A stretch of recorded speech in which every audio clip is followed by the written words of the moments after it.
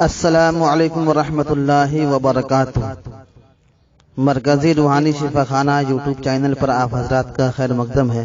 امید ہے کہ آپ حضرات خیریت سے ہوں گے۔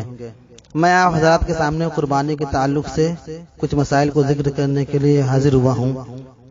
میں ان مسائل کو ذکر کروں گا کہ جن سے یہ صاف ظاہر ہو کہ کن جانوروں کی قربانی جائز نہیں ہے۔ تو کن جانوروں کی قربانی جائز نہیں ہے، اس تعلق سے میں آپ حضرات کے سامنے مسائل بیان کروں گا۔ آپ حضرات باغور اس کو سماعت فرمائیں گے اور اپنے دوستوں احباب تک پہنچائیں گے تاکہ لوگ جو ہے اپنی قربانی صحیح طریقے پر کر سکیں۔ جن جانوروں کی قربانی جائز نہیں ہے ان کی ایک لمبی فہرست ہے، ان کو میں مختصر طور پر بیان کر رہا ہوں، آپ حضرات باغور سماعت فرمائیں۔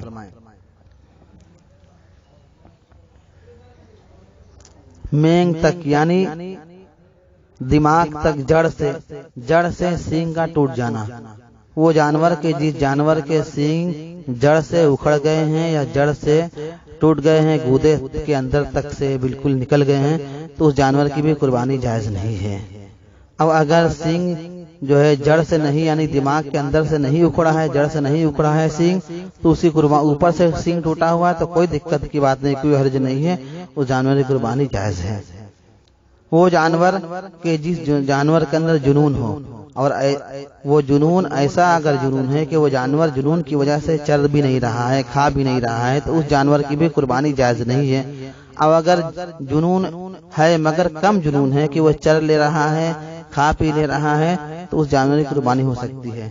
وہ جانور جس کے اندر خارش ہو اور خارش کی وجہ سے وہ جانور بالکل لاغر اور کمزور اس طریقے سے ہو جائے، اتنا پتلا اور کمزور ہو جائے کہ اس کی ہڈیوں میں مغز نہ ہو، تو اس جانور کی بھی قربانی جائز نہیں ہے۔ اور خارشی جانور ایسا ہے کہ اگر وہ فربا اور تندرست ہے تو اس کی قربانی جائز ہے۔ وہ جانور جو اندھا ہو اس کی بھی قربانی جائز نہیں ہے۔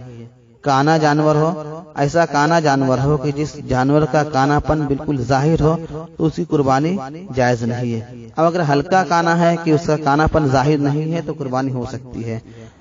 ایسا لاغر جانور کہ اس کی ہڈی میں مغز نہ ہو تو اس جانور کی بھی قربانی جائز نہیں ہے۔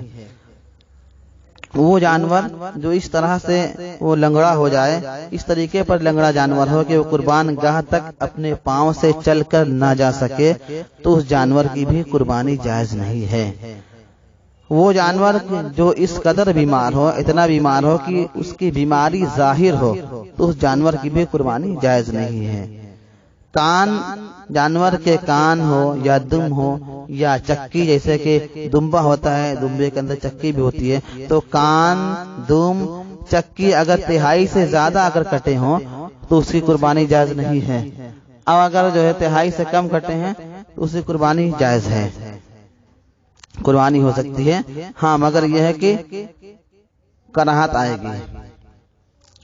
تو کان یا دم یا چکی تہائی سے زیادہ کٹنا، تہائی کا مطلب یہ ہے کہ ایک چیز ہو اس کو 3 حصے میں کیا جائے، تو 3 حصے میں جب کریں گے تو جو ہے ہر حصہ جو ہے کیا ہوگا، تہائی ہوگا۔ تو اگر جو ہے ایک چیز کو ہم 3 حصے میں بانٹتے ہیں اور 3 حصے میں بانٹنے کے بعد ایک جو ہے وہ اس کو تہائی کہیں گے، تو ایسے ہی اگر کان یا دم یا چکی اگر تہائی سے زیادہ کٹے ہوں تو اس کی قربانی جائز نہیں ہے۔ اب اگر تہائی یا اس سے کم کٹے ہیں تو اس کی قربانی جائز ہے مگر مکروہ ہوگی۔ وہ جانور جس کا پیدائشی کان نہیں ہے تو اس جانور کی بھی قربانی جائز نہیں ہے۔ وہ جانور جس کا ایک کان ہو اس کی بھی قربانی جائز نہیں ہے۔ وہ جانور کہ جس جانور کی نگاہ کمزور ہو جائے، نظر کمزور ہو جائے، اور اتنی نظر کمزور ہو جائے کہ وہ پاس میں رکھی ہوئی چیز کو بھی صحیح سے دیکھ نہ پائے، تو اس کی بھی قربانی جائز نہیں ہے۔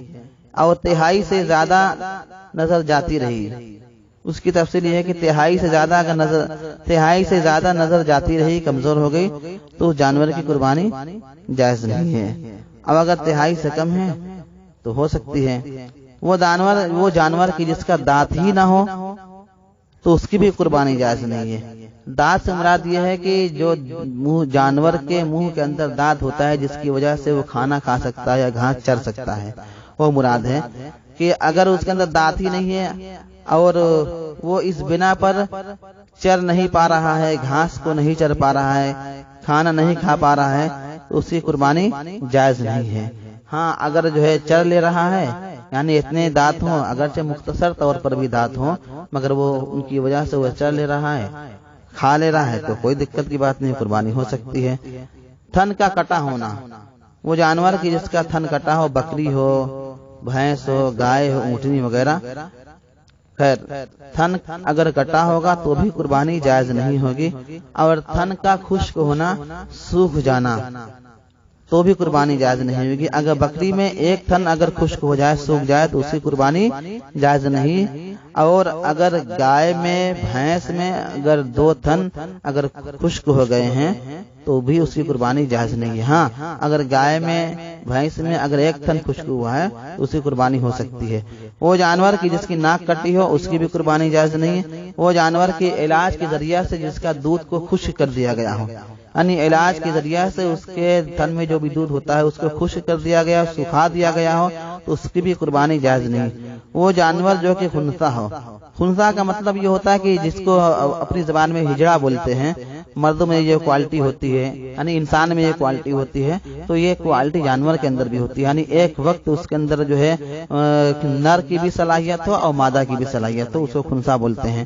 تو خیر وہ جانور جو خنثی ہو جائے اس کی بھی قربانی جائز نہیں ہے، اور جلالہ جانور جو ہے اس کی بھی قربانی جائز نہیں ہے۔ جلالہ اس جانور کو بولتے ہیں جو صرف اور صرف گندگی کھاتا ہو، غلیظ کھاتا ہو، پخانہ وغیرہ کھاتا ہو، تو اس جانور کی قربانی جائز نہیں ہے۔ میں نے آپ حضرات کے سامنے یہ مسائل شریعہ کو ذکر کیا، امید ہے کہ آپ حضرات کو یہ جانکاری پسند آئی ہوگی۔ اگر آپ حضرات کو یہ مسائل اور یہ جانکاری پسند آئے ہیں تو آپ حضرات ہمارے مرکزی روحانی شفا خانہ یوٹیوب چینل کو لائک کریں، سبسکرائب کریں، شیئر کریں، اور اپنے دوستوں احباب تک پہنچائیں تاکہ انہیں بھی مسائل شریعہ کی اوراد و وظائف کی جانکاری ہو سکے، اور آپ حضرات اپنے بہترین کمنٹ سے نوازیں۔